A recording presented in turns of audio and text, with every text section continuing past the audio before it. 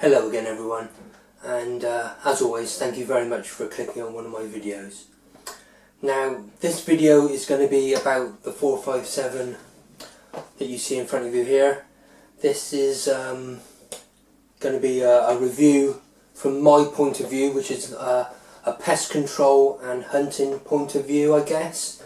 That's what I basically use this rifle for. That's what I do most of the time. Of course I do a bit of plinking and a bit of zeroing and checking and so on with it, but I'm sure you would have seen online there's loads of videos of bench rests, how successful these 457s are, you know, for the price, your bench rest and so on there. But this is a pest control version, if you like, review of how I use it and so on. Now if you are new to the channel, please take a look at the channel, have a look at my other videos. There's pest control videos, review videos, etc, etc.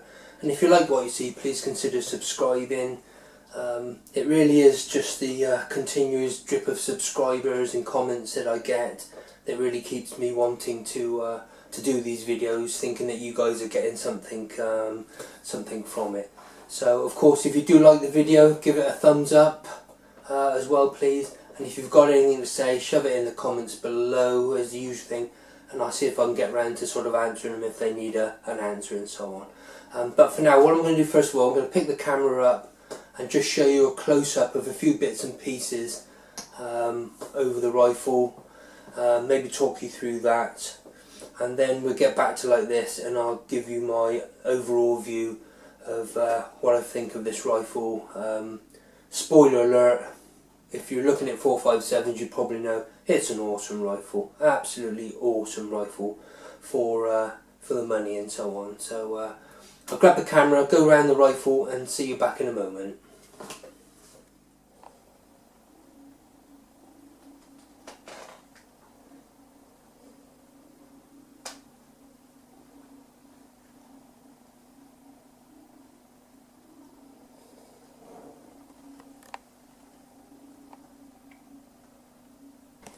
Okay, so here we go. Now as you can see, I've changed the stock. I've got the original stock here. I will talk you through that in a moment, obviously, but I'll talk you through everything. But I've also put a Picatinny rail on it, as you can see there, and obviously there's a moderator on the end. But take a closer look at the action of it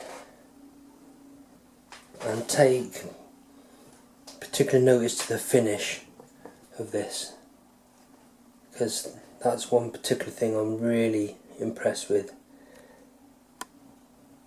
on it.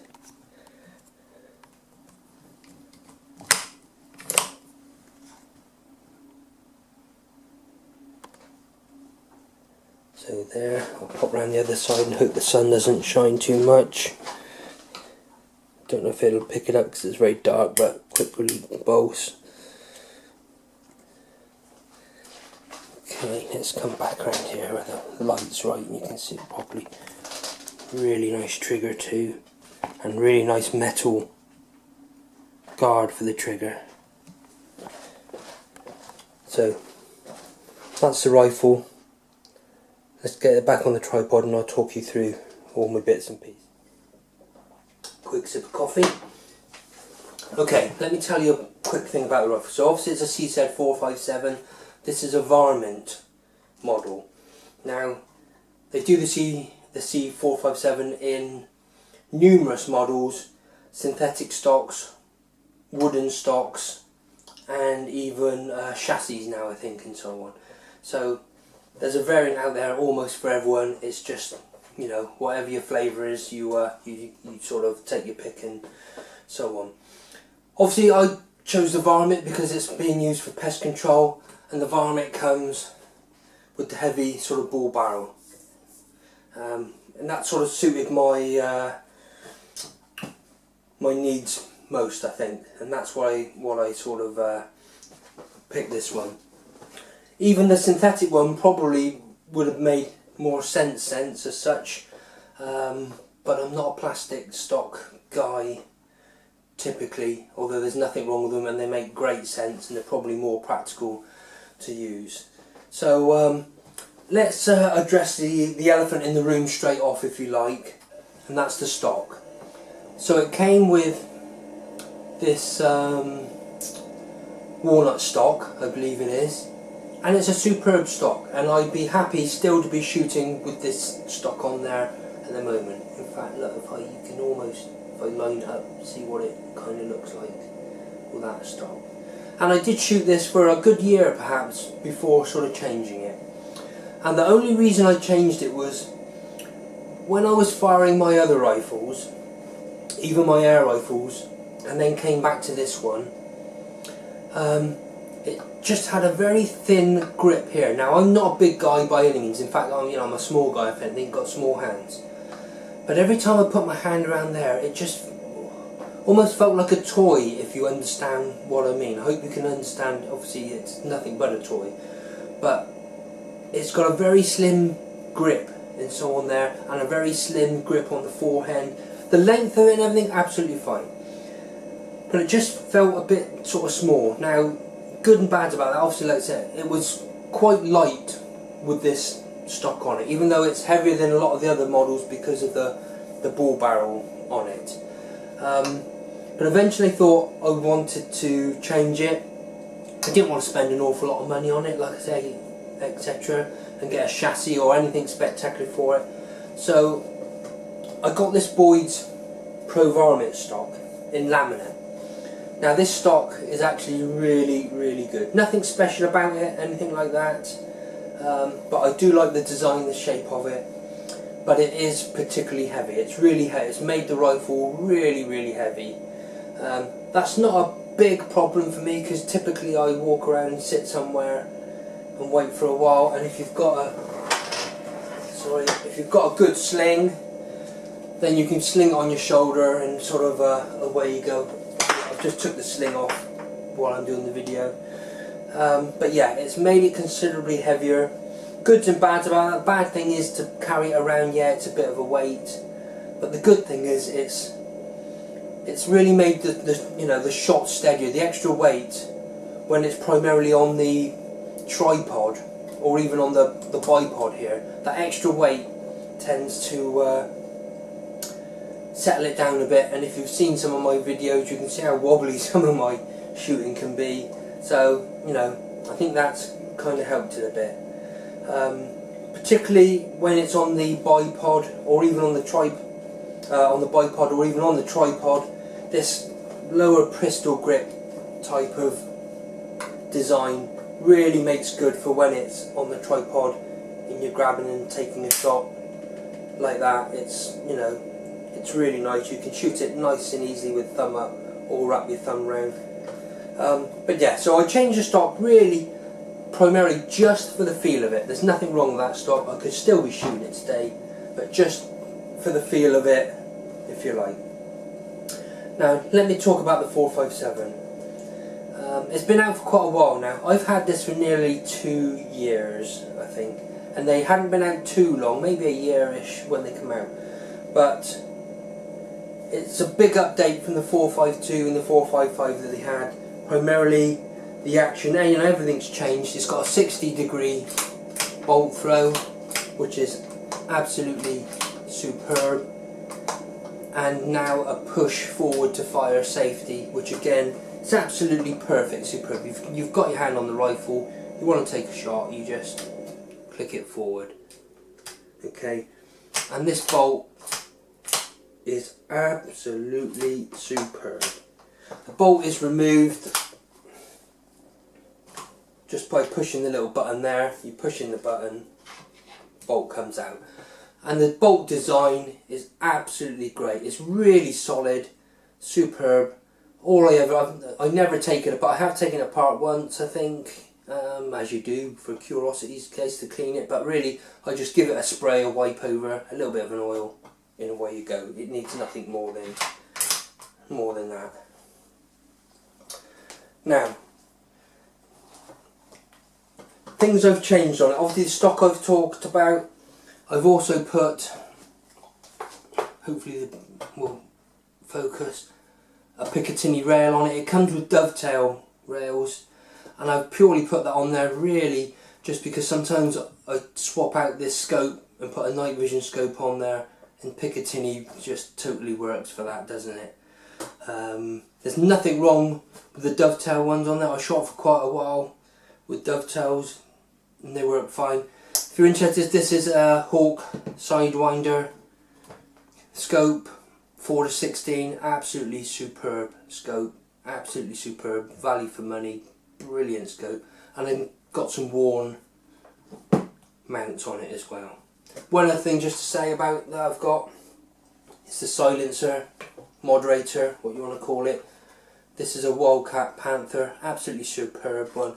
So perhaps I should show also that this barrel, and I think most of them are, you can get them with or without perhaps, but it's screw cut for a moderator. And this is like a reflex moderator because it goes over the barrel. That is a superb moderator, and it just suits this system really well. So let me tell you about the 457. Like I say, it's superb. It does everything absolutely superb. The action is never let me down. Never let me down. I can count on my hand, I would say, the amount of misfires or I've had, and that's totally down to two things. Well, probably totally down to one thing: the ammunition. I think the only soft strikes I had were maybe with a Winchester ammunition. I tried all sorts of ammunition out of it and it all cycled absolutely flawlessly. This works every single time. Ejects, feeds, no problem. I shoot Ely subsonics for pest control, hollow points obviously. I've found those, I've tried all sorts of ammunition, I found these to be the most consistent. I still get a few shots that sound really loud and obviously go over the sound barrier, and a few that sound even a bit sort of quiet. So there's still a bit of irregularity. It's not like match action. I've never shot match ammunition out of this. I'd actually like to try some SK match or standard. But for pest control, which is what I do, I like to use hollow points. And I think that's why, I mean, this is really good ammunition. This cycles every single time in this, and it fires every single time. It never ever fails to fire or to cycle. And the only time I've had a problem, I think, was maybe with a Winchester ammunition, where I had a couple of light strikes, and I'm 100% sure that was the ammunition and not the rifle. Like I say, it works every single time. The magazines, I've got a couple or a few magazines. I've got two 5-round magazines and a 10-round magazine. I tend to use the 5-round magazine because I can just keep one in my pocket, one in the gun, and it's fairly flush or nice and flush, doesn't get in the way, and I just got to literally swap it out and put another one in there.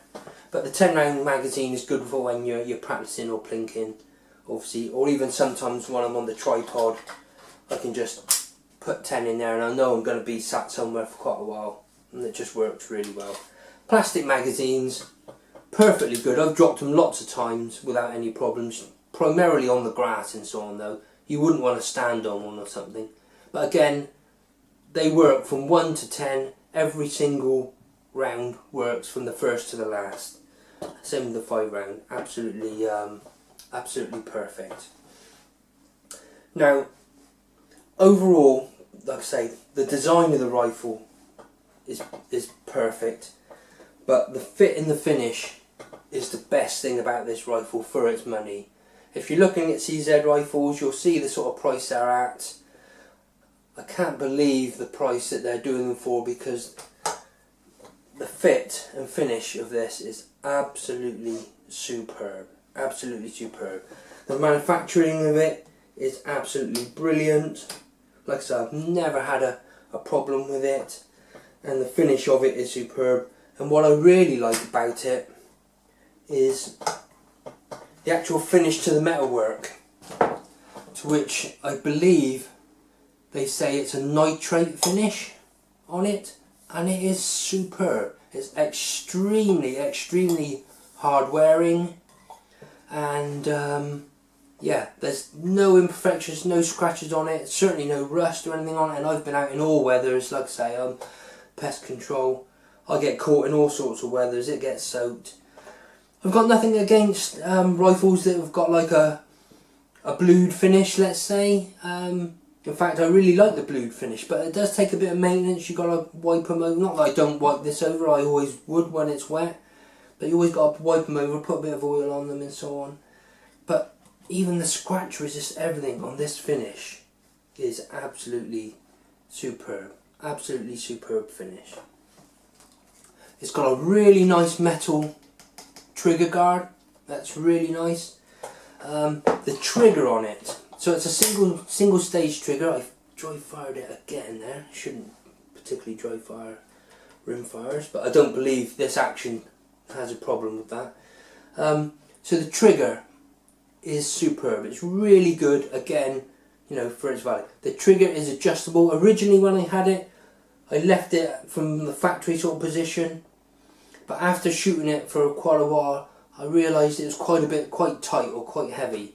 So I've adjusted that down, made it a bit lighter, and it's absolutely superb. And it is a really fully adjustable trigger. I like the design of it, the feel of it. It's a nice metal trigger, and yeah, you can adjust it, I'm sure, to whatever sort of position you want. I've got it probably half as light as what it came out from the factory. Obviously they set them in the factory quite heavy, I think, for transport, etc, etc. But yeah, it's really nice. You can decock it, and there is an indicator. I like that as well. If it is going to pick this up, you can see if I cock it, the little red dot comes out of there. That's a nice indicator, so you know it's cocked. But you can pull the trigger in and decock it as well. So really, like I said, this is a pest control review, if you like. And for out in the field and using this rifle for pest control, you'll be pushed to get anything better. Many things will match it, some things might even make it, you know, better. But I don't think value for money, if you like, you'll get anything that's better than this, that's for sure. As an overall package, it's a superb rifle with 100% reliability, literally, I'd say. Could I say it's perfect? You can't say anything is perfect, can you? Excuse me.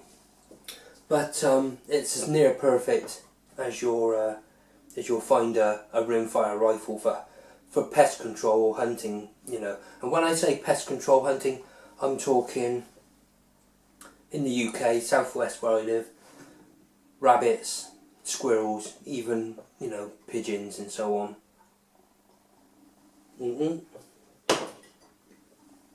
Excuse me. Yeah, it's superb. So let's just round it up. So for pest control purpose, it's absolutely superb. It works flawlessly. It's built immaculately well for its money. You just couldn't want anything more. It's never let me down. There are various stocks that you can buy, so you'll find the one that you want, and even if you get one like this, it works perfectly. I've just changed it purely for the feel of it. I wanted to change that, and this isn't an expensive Boyds stock, it's quite an inexpensive, nothing special. And like I say, for pest control, excuse my coffee machine turning off and filtering down, cleaning down. I'll have another sip. Yeah, so nothing special, but it doesn't need to be super special like you look at those videos the guys on the ranges shooting quarter MOA groups at 100 yards or 50 yards. Do you know what I mean? I'm using it for pest control. So as long as it's minute of rabbit or minute of squirrel, it does me fine.